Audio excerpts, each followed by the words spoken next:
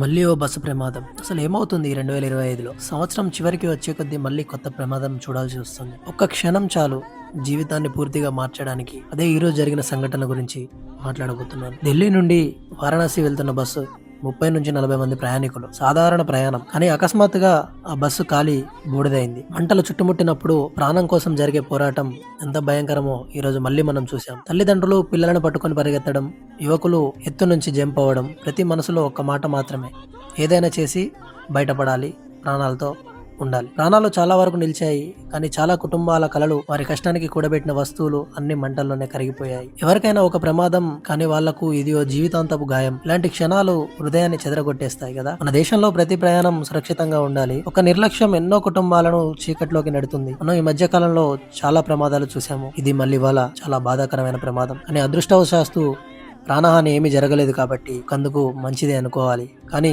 ప్రాణం అమూల్యం, దాన్ని కాపాడుకోవడం మన చేతుల్లోనే ఉంది. మిత్రులారా, ప్రయాణాలు చేసేటప్పుడు జాగ్రత్త వహిస్తూ జాగ్రత్తగా ప్రయాణించండి.